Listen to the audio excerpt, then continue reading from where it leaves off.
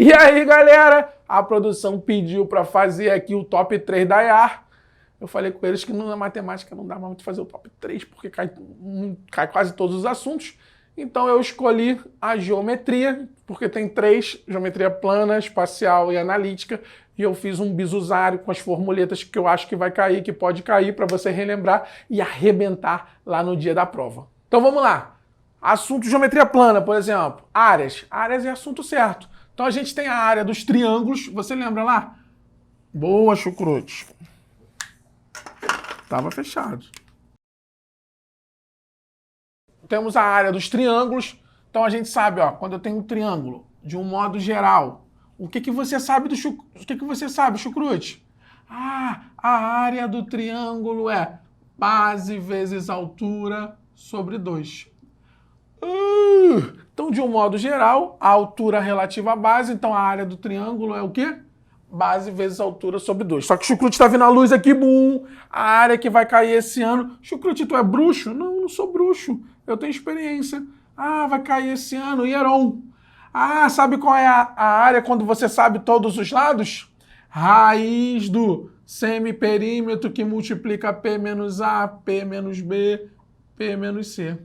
Ah, que lindo, que lindo! Então, quando eu tenho um triângulo, a área é raiz, quando eu tenho todos os lados, raiz de P, que multiplica P menos A, P menos B, P menos C. Outra que o concurso gosta muito quando a gente fala de triângulos é quando eu tenho dois lados, quando eu conheço dois lados e um ângulo entre eles. Quando eu tenho dois lados e um ângulo entre eles, está aparecendo aí, produção? Vê se vai aparecer aqui. A área é produto vezes o seno do ângulo sobre 2. Ah, que lindo, que lindo! Então a área do triângulo é produto dos lados vezes o seno do ângulo sobre 2. Lógico, se é um triângulo retângulo, o seno de 90 é 1, então a área é produto dos catetos sobre 2. Então, de um modo geral, o que eu acho que vai cair são esses triângulos. Você já resolve a maioria deles. Show? Ah, entendi, chucrute. Então, Hieron, área universal, e se eu tenho dois lados e um ângulo entre eles. Nos quadriláteros. Nos quadriláteros, basicamente... Nossa, que paralelogramo horrível, chucrute. Chucrute faz tudo na mão livre. Chucrute não usa régua, não usa porcaria nenhuma. Ah, nem melhor nem pior, apenas diferente. A área do paralelogramo é base vezes altura. Que lindo, que lindo! Chucrute, então, se eu tenho um quadrado. O quadrado é o paralelogramo que os lados são iguais. Aí ele bota L ao quadrado. Se eu tenho um retângulo, os lados são perpendiculares. É base vezes altura. É a mesma. Ah, o diferente aí, que não é paralelogramo, é o trapézio. Ah, e qual é a área do trapézio, chucrute? Fala pro tio chucrute. Boa! A área do trapézio é Bzão mais Bzinho vezes altura sobre 2. E não adianta eu ficar aqui te enganando ou passando o tempo. A produção quer que seja rápido e na área é rápido. Você sabe a formuleta e aplica. Ele não vai ficar te dando um montão de coisa para você viajar. A questão é direta. Você tem 2 minutos e 30, a prova tem 4 horas e 20 minutos. Então é isso, guerreiro. Vamos que vamos. Ah, entendi, chucrute. Então, se eu tenho paralelogramos, se eu tenho... Ah, o losango, que é um paralelogramo, né? E às vezes a gente... É a pipa lá, né? Nossa, chucrute, que desenho horrível. Cara, é rápido. A produção falou que eu tenho 15 minutos para te dar o que vai cair na prova. Então, para de reclamar. Então, a área é Dzão vezes Dzinho sobre 2. Show de bola. Os outros paralelogramo, retângulo e quadrado. Base vezes altura, no quadrado L é o quadrado e blá, blá, blá. Trapézio foi. Tá rápido? Não? Então dá pausa, que eu não vou parar não. Meu ritmo é esse. Vem comigo, vem que vem. Ah, chucrute. E se eu tiver circunferência? Olha aqui. Ah, ficar me azarando, né, criatura? Foi Mauricinho. Mas vamos lá. Aqui. Que lindo, chucrute. Eu me amarro quando você faz. Eu também. Quem me ensinou a fazer essa porcaria aqui foi um professor meu chamado Valdec Nobre. O cara era muito brabo na geometria. Aliás, ele é brabo, né? Tá vivo. Fala, Valdec. Beijo. Ah, chucrute. Quem é a minha área? A área é πr ao quadrado. Ah, então se eu quero saber a área da circunferência é πr ao quadrado. Chucrute, se eu quisesse saber a área de um setor, uma fatia de pizza. A minha área eu poderia fazer por regra de 3, eu ia descobrir que é a área total vezes esse ângulo dividido por 360 graus. Que lindo, que lindo! Então, se eu quisesse saber um pedaço, eu ia fazer a regra de 3, tudo está para 360, assim como o ângulo que eu quero está para a área que eu procuro, ia cair nesse cara. Show de bola? Gente, se eu quisesse saber a área de um segmento circular, papai do céu, se eu quisesse saber a área de um segmento... Que isso? Se eu quisesse saber a área de um segmento circular? Que lindo, que lindo! Áreas é assunto certo. Áreas é assunto certo. O que eu ia fazer? Boa, Mauricinho. Sabe nada de matemática. A mulher que sabe de direito. A área é o setor circular, πr2α sobre 360, menos a área do triângulo. Mas Chucrute já deu bizu que quando eu tenho dois lados e o ângulo entre eles, fala pro Chucrute. Boa, mulher, que você não ajuda em nada. R ao quadrado, seno do ângulo, sobre 2. Então, isso aqui seria a área do segmento regular. Show de bola? Tá gostando? Vem comigo. Chucrute, diminui a velocidade. Eu não, diminui você no YouTube, hein? O meu ritmo é esse, aqui é frenético. Vem que vem. Show! Então, o plano é isso, bom. Vamos lá, luz. Chucrute, eu sei. Geometria espacial. O bizuzinho da geometria espacial é TOD. O que é o TOD, Chucrute? Isso aí não tem no livro. Aluno do Chucrute, né, velhão? TOD é o bizu 345. 345, por quê? A EAR cobra isso direto, querendo saber. São os poliedros de Platão, são os poliedros regulares. Poliedros, vários edros, várias faces. Então, quando eu falo poliedros, eu estou falando várias faces. E tem 5... então quantos são os poliedros de Platão? Fala pro Chucrute. Boa, 5. TOD, T-H-O-D-I. O tetraedro, eu não vou fazer, porque senão eu vou esculachar aqui, o Maurício vai ficar doido. Mas, seria isso. Eu também faço o tetraedro, faço o dodecaedro. Na aula de espacial eu vou fazer isso, quem for lá pra minha plataforma. Tetraedro são 4 faces regulares. O hexaedro são 6 faces regulares. É o famoso cubo. Você tem dado em casa? Que piadinha ridícula, Chucrute. Tô brincando, corta. Ou não corta não, problema. Depois... Então, o dadinho lá, então são 6 faces iguais. O octaedro são 8 faces. Então aqui são 4 triângulos equiláteros. Aqui são 8 triângulos equiláteros. Aqui são 20 triângulos equiláteros. É aquela figura espacial. Se a produção procurar aí, ela vai achar os poliedros de Platão, ela bota aí do lado para você ver. O hexaedro são 6 faces quadrangulares. E o dodecaedro parece uma bola de futebol.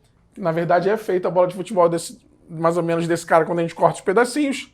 São 12 pentágonos. Beleza? E aí a já perguntou, quantos poliedros de Platão? São 5. Quantos são formados por triângulos? 3. Quais são? Tetraedro, octaedro e icosaedro. E assim por diante. Vamos lá, continuando. Outro bizu que Chucrute acha importante. Quando a gente fala de espacial, a gente fala de prismas. Vou fazer um prisma triangular aqui para você. Pá. Tá ruim o desenho? Problema, não quero saber. Hein? Tô brincando, tá ficando bonitinho.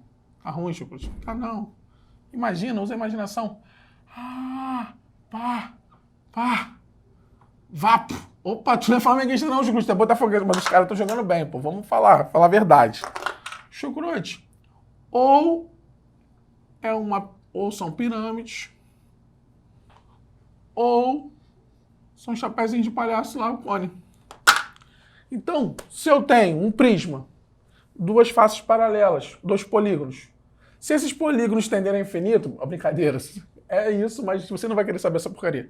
Se ao invés de ser polígono ser circunferência, se eu tiver 2 circunferências e elas forem paralelas no espaço, eu chamo de cilindro. Então se eu tiver um prisma, se eu tiver um cilindro, ou se agora não tiver 2 faces, se eu tiver uma face só e tiver um bico, esse cara é a pirâmide e esse cara é o cone. E o que eu sei de emocionante? Que o volume desses caras é área da base vezes altura. Que lindo, que lindo. Ah, chucrute, se fosse cilindro, quem é? A área da base na circunferência? Ah, então é πr ao quadrado vezes altura. Se for um cilindro reto, essa altura a gente chama de geratriz, que é o nome. Ah, entendi, chucrute. Tá vindo luz, tá vindo luz. Se for um cilindro equilátero, você sabe que a geratriz é o dobro do raio. Beleza? Vou anotar. Se for equilátero, geratriz é o dobro do raio. Se for pirâmide cone, fala pro titio. Boa! O volume é área da base vezes altura sobre 3. Então, se tem bico, eu divido por 3. Muito bom, moleque. Vale lembrar. É cônico. O que vai... ouvi aqui, ó. Ouvi a voz. Vai cair cone.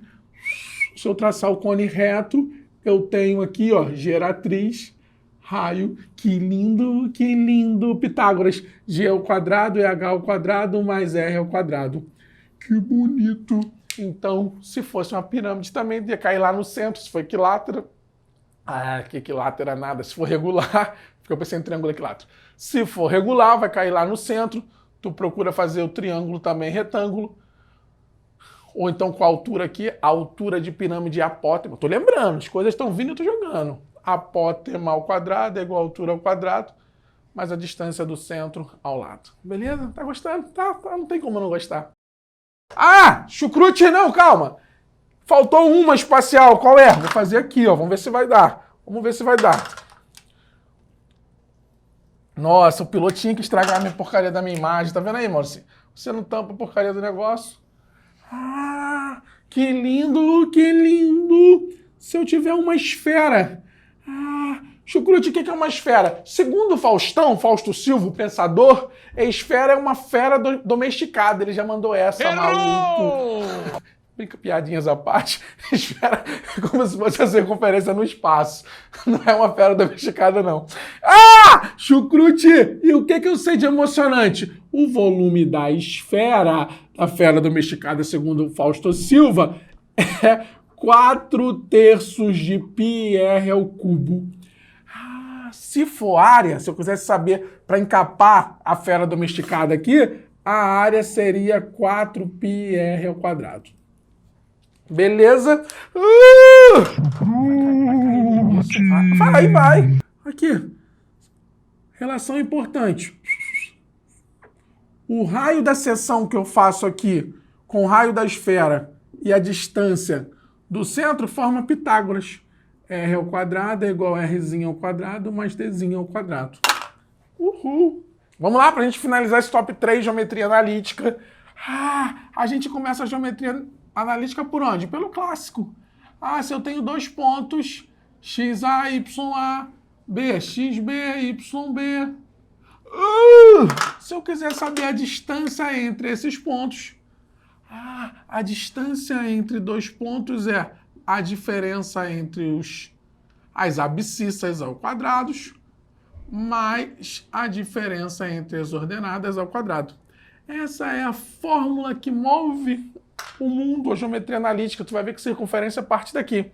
Então, diferença ao quadrado é a diferença entre as abscissas ao quadrado mais a diferença entre as ordenadas ao quadrado. Chucrute, se eu quisesse saber o ponto médio, vou chamar aqui de ponto M. Esses dois lados teriam o mesmo tamanho. E se fosse o ponto médio, eu estou fazendo um flashback do que eu acho que pode cair. Então, o ponto médio seria XB, XM, mais XB sobre 2. Está rápido, o problema. Mentira, se estiver rápido, diminui a velocidade aí no YouTube, dá para fazer isso, cara de pau. Dá, Chucrute, nem sabia, dá sim. XM é XA mais XB sobre 2, YM é YA mais YM sobre 2. Outra coisa importante que a gente sabe, aqui quando a gente começa a fazer essa brincadeira, é clássico, é o baricentro. O baricentro é o ponto de encontro das medianas. Lembra? Então o ponto de encontro das medianas, se eu chamar de A, B e C, o X do baricentro eu vou chamar de G, é a média aritmética das abscissas, XA mais XB mais XC sobre 3. E quem seria o y das ordenadas? YA mais YB mais YC sobre 3. Que lindo, que lindo. Entendemos? Show de bola. Outra coisa que eu acho importantíssimo, e esse bizu não tem no livro, sabe o que é que o Chucrute acha importante? O Chucrute acha importante a área na geometria analítica.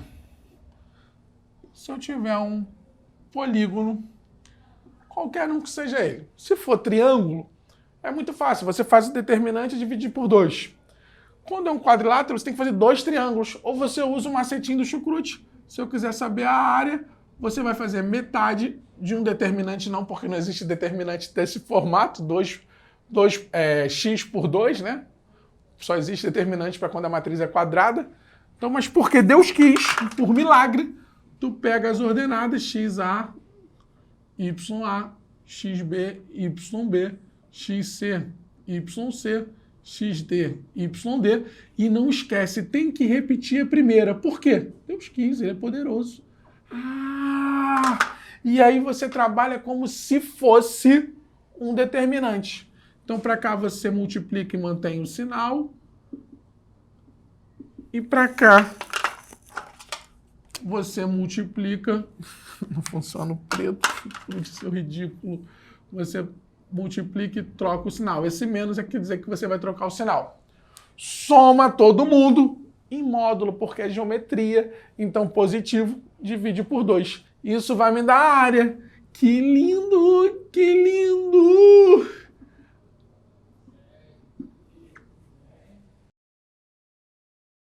Outra coisa que eu acho importante. Primeira coisa, tu já conhece a semana imperdível do Chucrute? Eu vou fazer uma semana da aprovação com 3 vídeos inéditos. 3 vídeos inéditos, porque não só conhecimento que você precisa para passar no concurso, você precisa entender as técnicas e as maneiras que você pode para passar no concurso. E Chucrute vai te falar, e você ainda pode participar do grupão do Chucrute, do grupo do WhatsApp. Então se liga aí. Retas paralelas. Chucrute, se eu tiver 2 retas paralelas, onde todos os pontos são equidistantes, ou se eu tiver retas perpendiculares, você sabe que a equação da reta y igual a mx mais n. Quando eu isolo o y, né, a gente chama esse cara de coeficiente angular, e esse cara é o coeficiente linear. Lógico, eu sei que se tivesse todo mundo do mesmo lado igual a 0, daria no mesmo, seria chamado de equação geral da reta. Se eu isolo o y, eu tenho a equação reduzida da reta. Você poderia pensar numa função. E por que eu estou falando isso? Porque quando eu isolo o y, esse cara é coeficiente angular e se as retas forem paralelas, vou chamar a reta A e B, a gente chama ORS. O coeficiente de R é igual ao coeficiente de S. Se as retas são perpendiculares, o coeficiente de R vezes o coeficiente de S é igual a menos 1. Isso é bastante importante para a prova. Chucrute, e se eu quisesse achar a equação da reta? Existem algumas maneiras, porque se eu tenho 2 pontos determinam uma reta.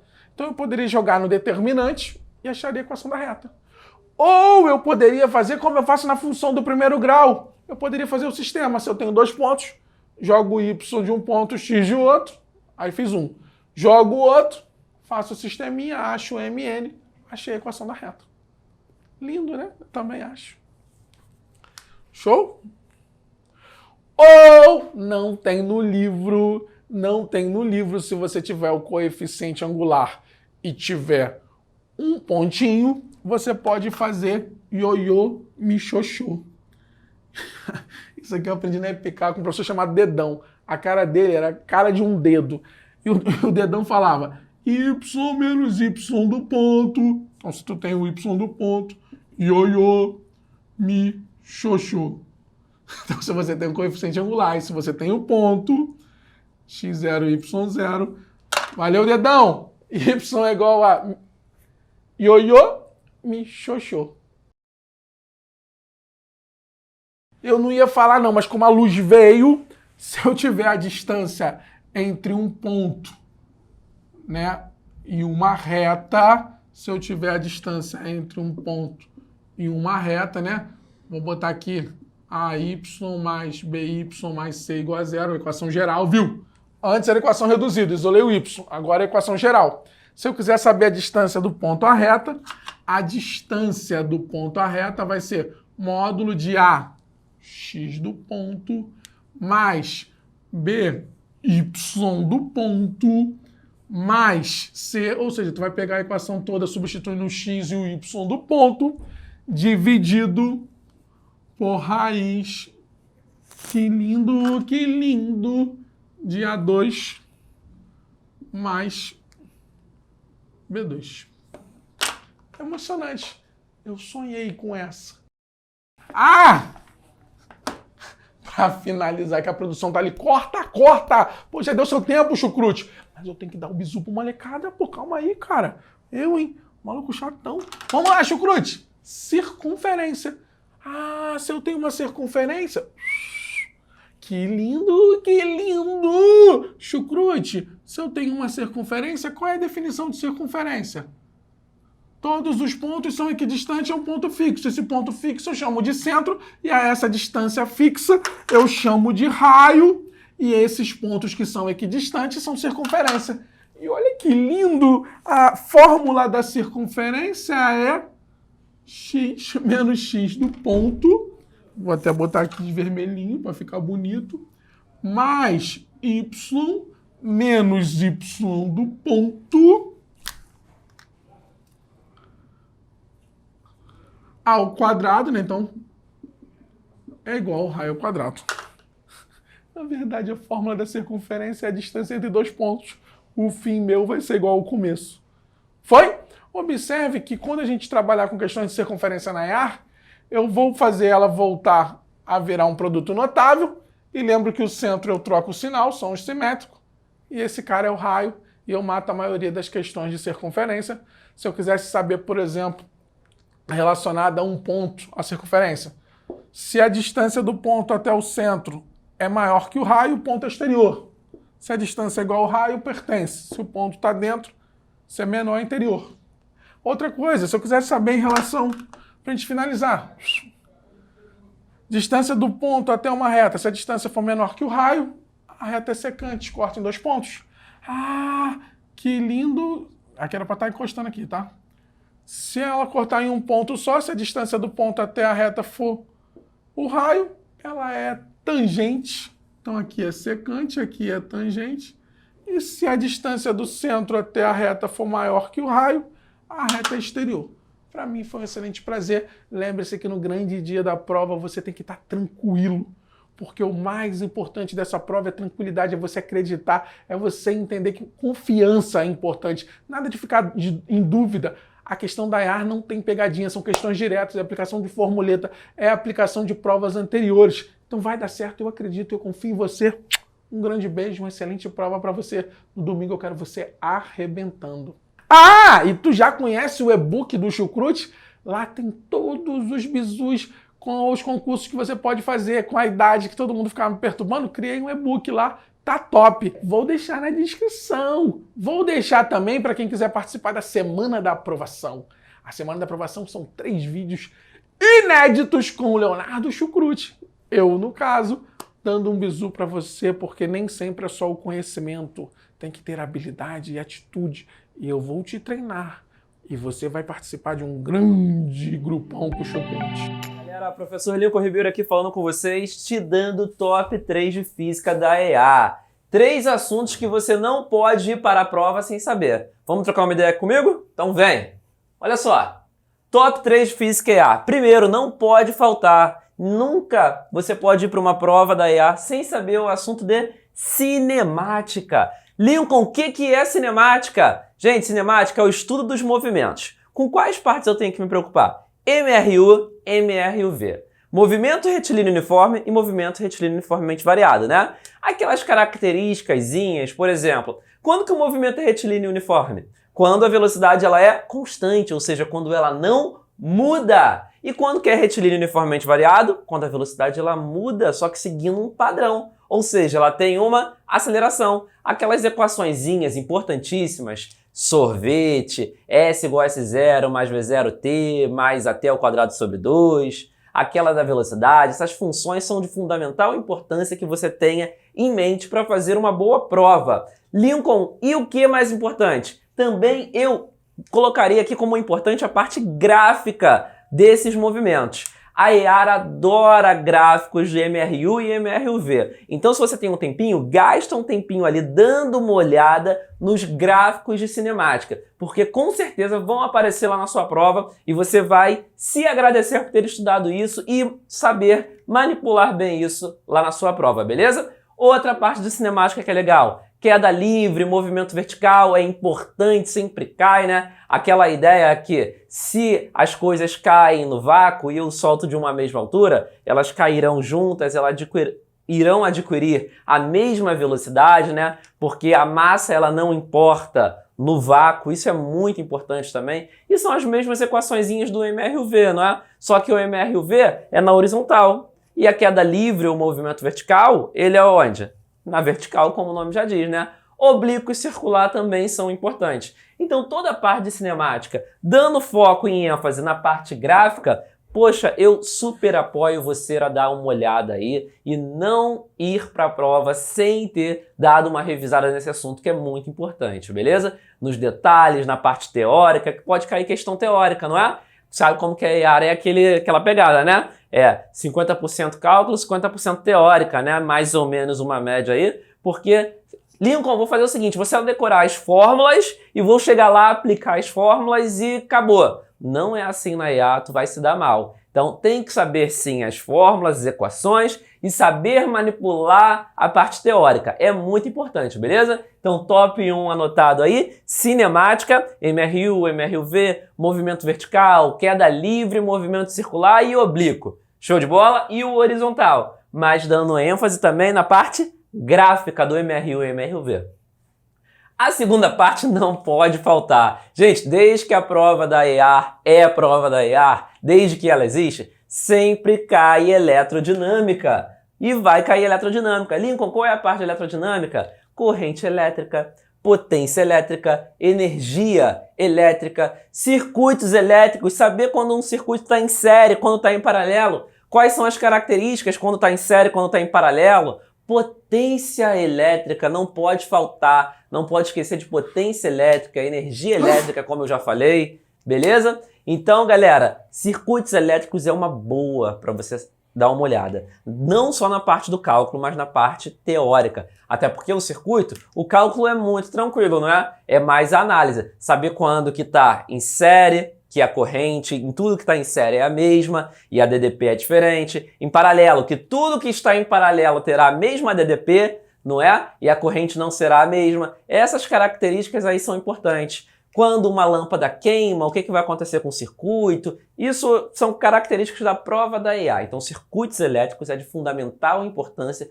que você vá sabendo. E todas essas formulazinhas de potência elétrica são muito importantes, né? Na última prova caiu o reostato, que foi muito importante também, né? Há muito tempo que não aparecia, mas caiu agora. Inclusive pedindo a potência elétrica do aquecedor, né? Que estava ligado nesse equipamento.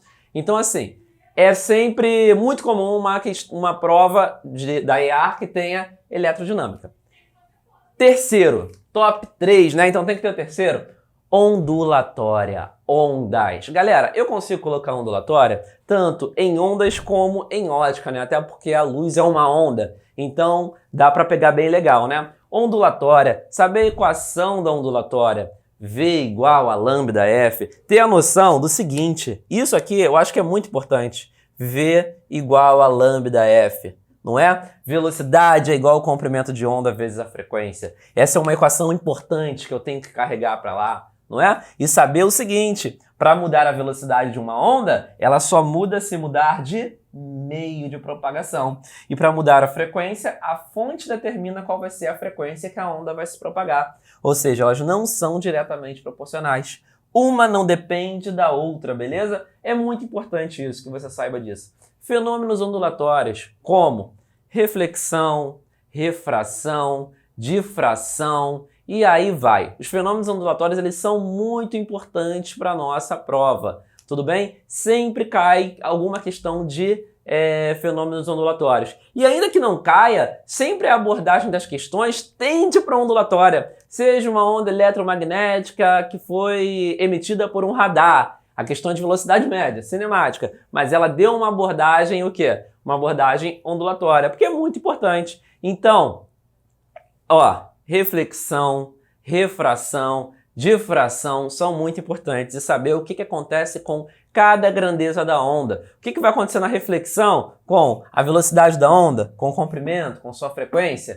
Vai haver inversão de fase? Não vai haver? Isso é importante. Na refração, inclusive caiu, na última prova da EAR, caiu uma dizendo que uma onda eletromagnética, ela sofria uma refração, ia de um meio para o outro e queria saber o que acontecia com o seu comprimento de onda e se havia ou não inversão de fase. Então é muito importante a ondulatória, beleza? Mas eu sou muito legal e não vou deixar vocês só com o top 3. Vou fazer mais uma aposta para você. Quer saber qual é? É a bônus, minha aposta bônus. Que todo ano cai pelo menos uma questãozinha disso na prova da EAR para você dar aquela revisada e não acordar no dia sem saber esse assunto, que é o assunto de vetores. Eu não posso ir para a prova da EAR sem saber vetores. Vai cair vetores, Lincoln? Com toda certeza. Lincoln, o que eu preciso saber de vetores? Calcular uma resultante de um vetor, né? Quando o vetor ele tem mesma direção, mesmo sentido, sentidos opostos, formam ângulos diferentes, regra do paralelogramo, poligonal, decomposição de vetores, inclusive caiu na última prova, então é muito importante. E, pegando esse gancho de vetores, saber diferenciar uma grandeza escalar de vetorial é muito relevante mesmo para a nossa provinha. Beleza? Então, galera, essas são meu top 3, né? Na verdade, top 4, que eu dei um bônus aí para vocês, para a prova da EAR. Gente, arrebenta, boa prova, quebra tudo, que essa prova, ela é sua. Você vai dominar. Um grande beijo no coração. E aí, meus amigos e minhas amigas, professor Paulo Basileu aqui. Vamos ao top 3 da EAR. Irmão, irmã, preste atenção no seguinte. A sua prova, cerca de 1/3 da sua prova, corresponde a questões relativas à sintaxe. Então, olha com carinho esses temas que eu estou trazendo aqui para vocês. Orações, tá? Orações é um tema da sintaxe. Quando eu trabalho com orações, bisuzinho aqui rapidinho, coordenadas, divididas em assindéticas e sindéticas. Síndeto é o mesmo que conjunção. Se a oração é assindética, significa que ela não tem conjunção. Ou seja, melhor dizendo, entre as orações não há conjunção. Significa que elas serão separadas por vírgulas. Vim, vírgula, vi, vírgula, venci. Eu tenho 3 orações, 3 sujeitos ocultos, 3 orações separadas por vírgulas, elas são assindéticas. Quando há conjunção, as coordenadas, bisuzinho, você vai lembrar das sindéticas, as coordenadas sindéticas, você vai lembrar ECA, explicativa, conclusiva, aditiva, adversativa, alternativa. Explicativa, porque ou que, depois normalmente de uma oração que dá ideia de ordem, beleza? Conclusiva, qual o conectivo que introduz essa oração coordenada sindética conclusiva? A conjunção conclusiva, portanto, logo, beleza? Toma cuidado com o pois entre vírgulas, normalmente virá deslocado entre vírgulas após verbo, beleza? Aditiva, lembra Enem, o e e o nem. Conectivo e, aditivo, conectivo nem. Trabalho e estudo, não trabalho nem estudo. Eu tenho aí um somatório de ações, beleza? Nos 2 casos. Toma cuidado com os casos de João não só trabalha, mas também estuda. Eu estou dizendo que João não faz uma coisa só, ele faz 2. Também é aditiva. Ao adversativa. A adversativa dá a ideia de oposição, contraste. A oração, ela vai dar uma ideia oposta àquilo que se espera em relação a outra oração. Presta atenção. Ninguém estudou. Quando ninguém estuda, o que você pensa sobre isso? Que ninguém vai passar. Ninguém estudou, mas aconteceu o contrário. Mas todos passaram. Quais os conectivos mais comuns? Mas, porém, contudo, entretanto, todavia. Beleza? E a alternativa, ideia de alternância ou escolha. Ou, ora, ora. Ora joga futebol, ora joga buraco, ora joga vôlei, ora joga basquete. A pessoa alterna ações. Beleza? Então, as assindéticas separadas por vírgulas, o ECA, você vai lembrar dos conectivos que eu falei. Saindo dessas duas possibilidades, assindéticas e sindéticas, tirando o ECA, todas as outras orações, dependendo da sua conjunção, você vai dividir em substantivas, adjetivas ou adverbiais, mas serão orações subordinadas. Vou repetir, tirando o ECA, todas as outras orações são subordinadas. Beleza? Introduzidas por conjunção, tá? As substantivas, bizu, você consegue trocar pela palavra isso. Eu não sei se ela virá. Eu não sei isso.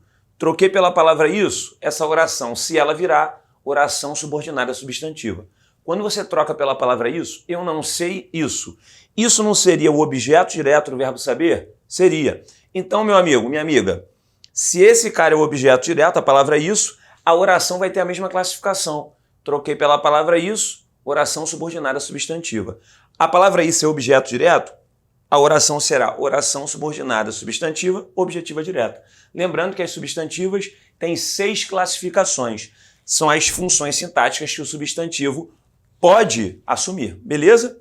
Subjetiva, que tem a ver, que exerce a função de sujeito. Objetiva direta, o exemplo que eu dei, aquela que exerce a função sintática de objeto direto.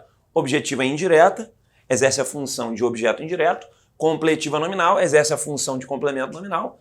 Apositiva, exerce a função de aposto. E predicativa, exerce a função de predicativo do sujeito. Então, troca pela palavra isso e perceba qual é a função sintática que a palavra isso tem. Você vai identificar a classificação da oração subordinada substantiva. As adjetivas. Lembra da estrutura em que você reconhece um pronome relativo? Então, substantivo ou pronome, toda uma oração relacionada a esse substantivo ou pronome, que é o seu antecedente, e será introduzida por um pronome relativo. Se você souber identificar essa estrutura, identificou um pronome relativo, identificou uma oração adjetiva. Se estiver entre vírgulas, explicativa. Se não estiver, restritiva. Simples assim.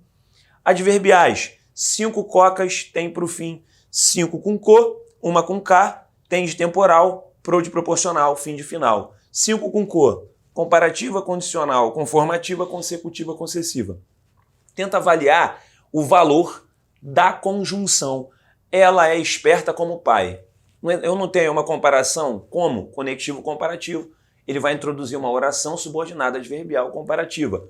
Condicional, ideia de condição. Estudaremos física se chegar cedo. Se, conectivo condicional, oração subordinada adverbial condicional. Agir como a lei manda, agir conforme a lei manda. É o como com valor de conforme. Segundo, oração subordinada adverbial conformativa. Consecutiva, a oração principal virá com alguma coisa intensificada. Choveu tanto, a chuva foi intensificada. Advérbio. Choveu tanto que fiquei em casa. Choveu tanto que qual foi a consequência? Fiquei em casa. Beleza? E a concessiva. Pensa na ideia, pensa na possibilidade de uma ação que poderia impedir outra ação, mas não impede. Exemplo. Embora estivesse chovendo, fui à praia. O fato de estar chovendo me impediria de ir à praia, mas eu fui. Beleza? Então isso é a concessão. Fica ligado nos conectivos. Embora, ainda que, mesmo que, apesar de. E toma cuidado com aqueles conectivos que não são tão comuns. Exemplo. Malgrado. Beleza? Conquanto, posto que. Esses 3 são pouco comuns, são conectivos concessivos. E como eu falei, a causal, não confunda a causal com a sindética explicativa. O porquê causal, ele vai introduzir uma causa, uma oração que dá ideia de causa, para um efeito, uma consequência que virá na oração principal. Então você vai perceber uma relação de causa e consequência. Beleza? O porquê explicativo, que aparece na coordenada sindética explicativa, ele normalmente vem depois de uma ordem. Ele oferece uma explicação, uma justificativa para uma ordem dada. Normalmente é assim que aparece. Beleza? E voltando, tem pro fim, tem de temporal, pro de proporcional, fim de final. Conectivo que dá ideia de tempo. Quando?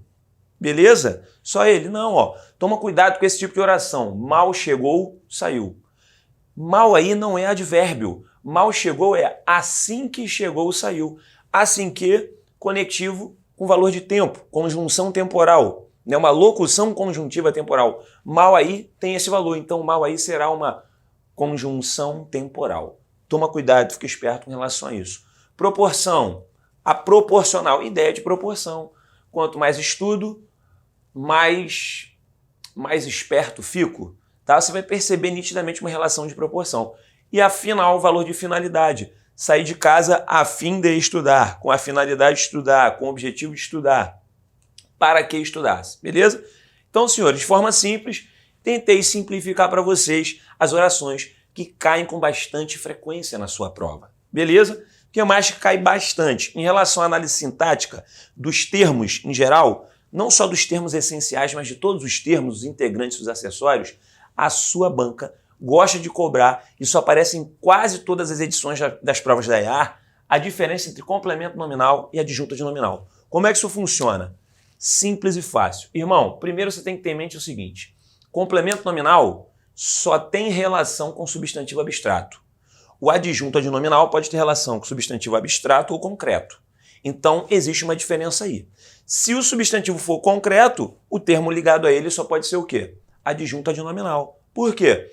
Porque o complemento nominal não tem relação com o substantivo concreto. Ele só tem relação com o substantivo abstrato. A segunda diferença é, complemento nominal é sempre preposicionado. O adjunto adnominal pode ou não ser preposicionado.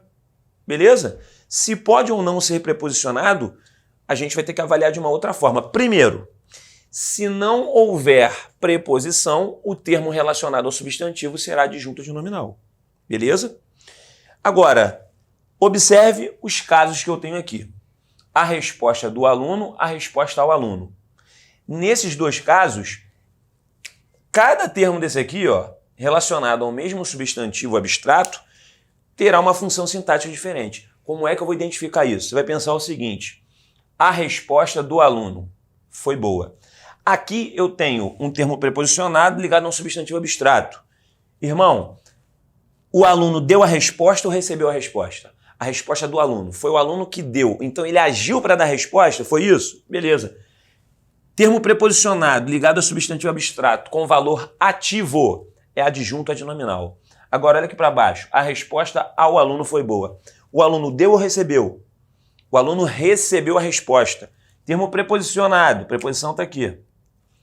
Relacionado a substantivo abstrato que tem valor passivo, complemento nominal. Isso aparece direto na sua prova, então fique esperto. E para fechar o top 3, em relação à morfologia, saindo um pouquinho do campo da sintaxe, os pronomes caem com muita frequência. Principalmente pronomes pessoais e relativos, com muita frequência. E aí é aquela história, você não pode bobear em relação a isso daqui. Quando nós estivermos trabalhando com elementos, com pronomes que sejam complementos, pronomes oblíquos, beleza? Pronomes pessoais oblíquos. Se estiver na terceira pessoa, se estivermos trabalhando com oblíquos de terceira pessoa, nós temos que saber fazer a distinção.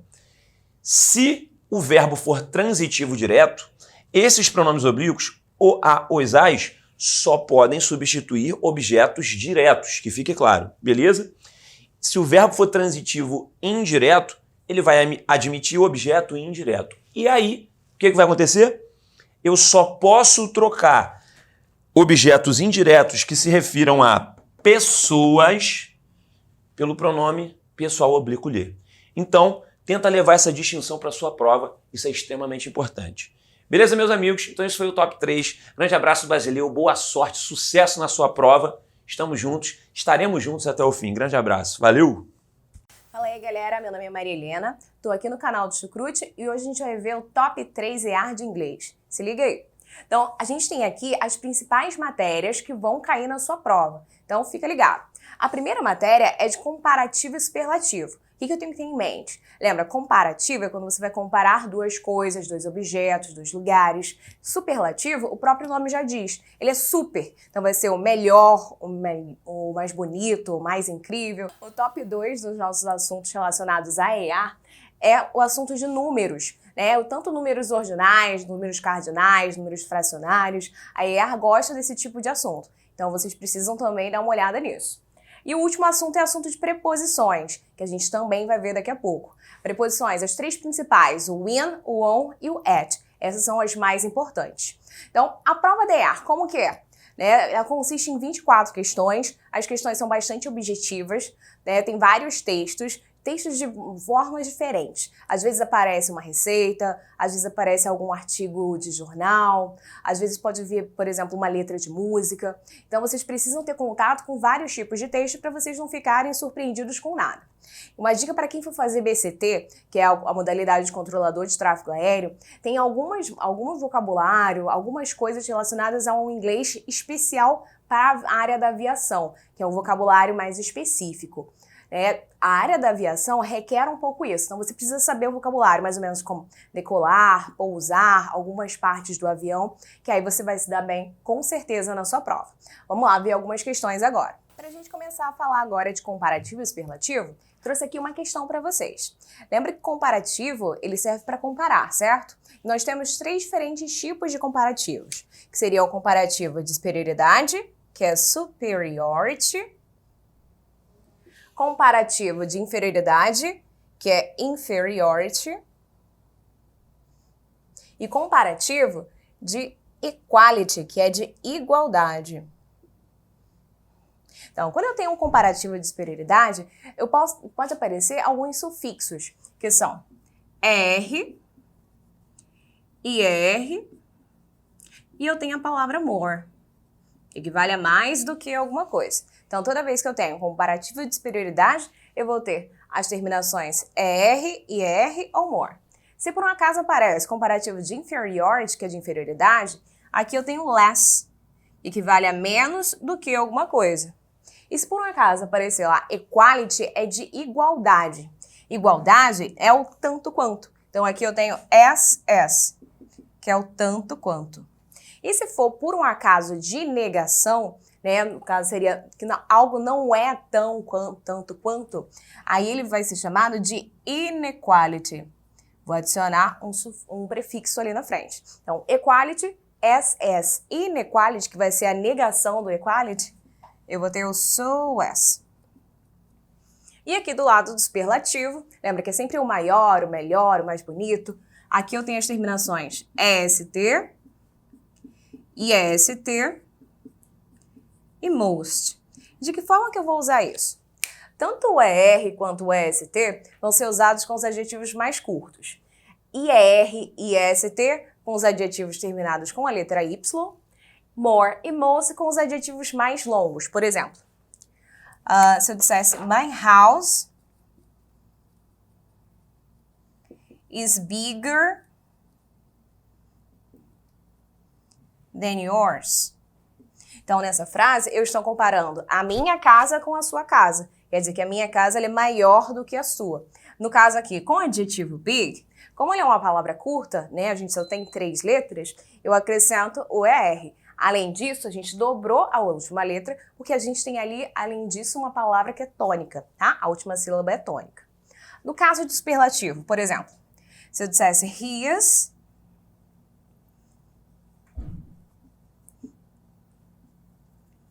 the richest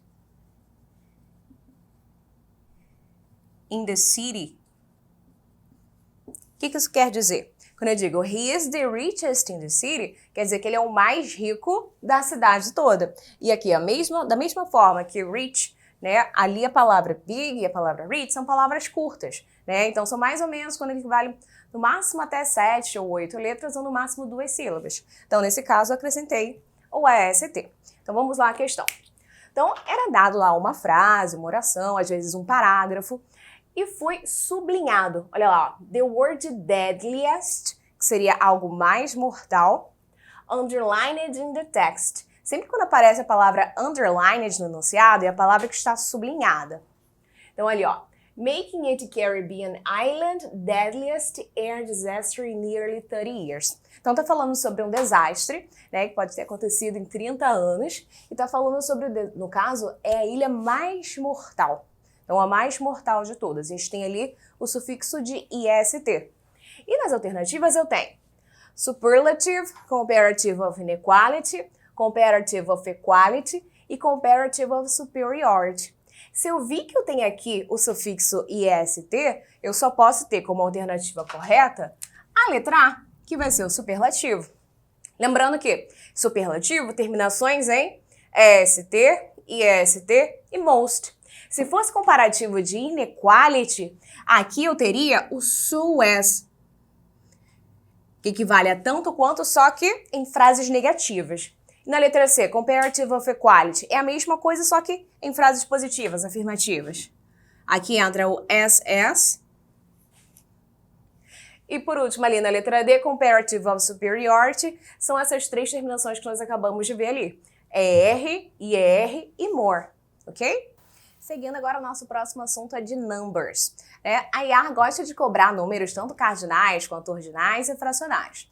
Os números cardinais são aqueles 1, 2, 3, 4. Então, dica para vocês. Quando a gente fala de números ordinais, que são os ordinal numbers, do número 13 até o número 19, eu tenho a terminação em teen. Por que tem essa terminação? Porque a gente fala sobre o período da adolescência, ok? Então, ali do número 13 ao número 19. Então, 13, 14, 15, 16, 17, 18 e 19. Terminação em teen por conta do período da adolescência. As dezenas, do número 20 até o número 90. Terminação em TY. Então, eu tenho ali, ó, 20, 30, 40, 50, 60, 70, 80 e 90. Todos eles terminados com TY. Número 100. Posso falar tanto 800 quanto 100, tanto faz. E o número 1000, 8,000 or 1,000.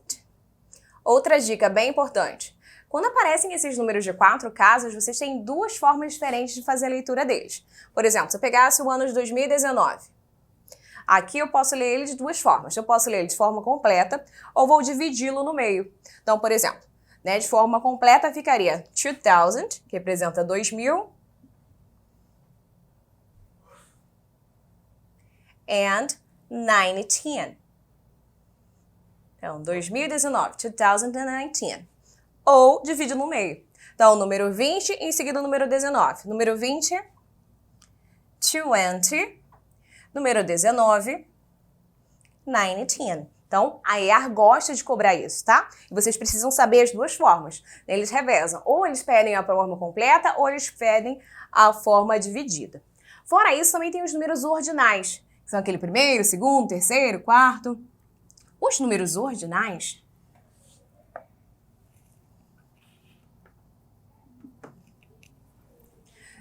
Os três primeiros são os mais diferentes. A partir do número 4, eu acrescento somente o TH. Então, o primeiro número, first.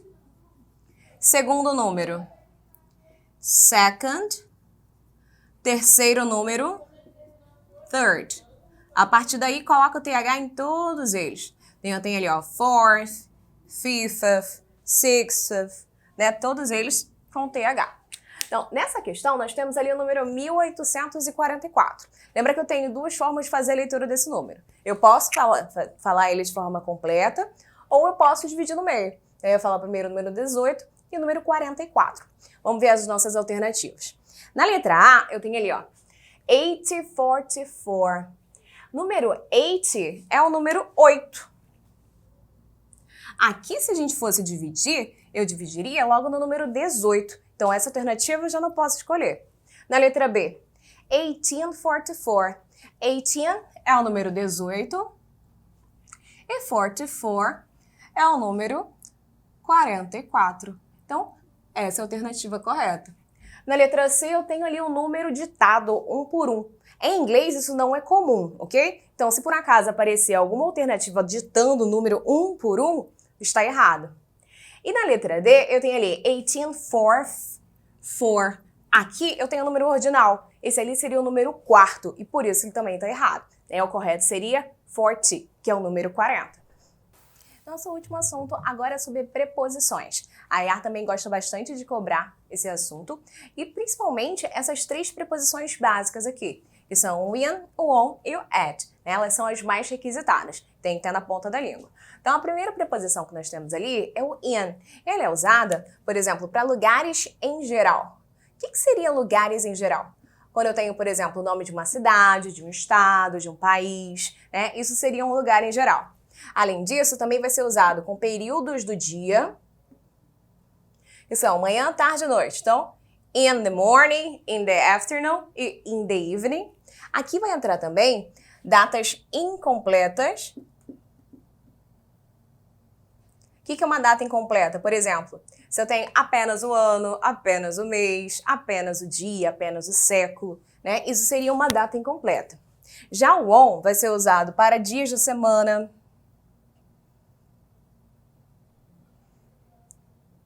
Ele pode ser usado também para grau de escolaridade.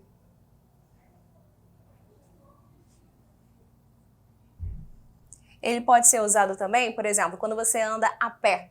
A gente chama on foot. E o at, que é o mais específico de todos, vai ser usado para idades, temperatura, horas. Pode ser usado também para feriados. Mas atenção ao quesito de feriados. Porque aqui nós podemos ter duas preposições diferentes. Quando eu tenho um feriado terminado com a palavra day, por exemplo, Mother's Day, que é Dia das Mães, nesse caso específico, eu vou usar a preposição on. Ok? Então, todo feriado terminado com a palavra day, eu vou usar a preposição on. Já se por um acaso eu tenho um feriado sem a palavra day, por exemplo, carnival, que é o carnaval, nesse caso eu vou usar a preposição at. Então, quando a gente fala de feriados, eu posso ter essas duas preposições. Pode aparecer tanto at quanto on. E a diferença é no they. Então, feriados com they, vou usar on. Feriados sem o they, vou usar at. Então, vamos lá à nossa questão. Então, nós temos ali uma sentença e a gente vai ter que completar usando as prepositions. Então, no primeiro espaço, nós temos ali we will arrive, espaço Washington. Washington é o nome de uma cidade. Depois, 2 p.m. 2 p.m. é um horário.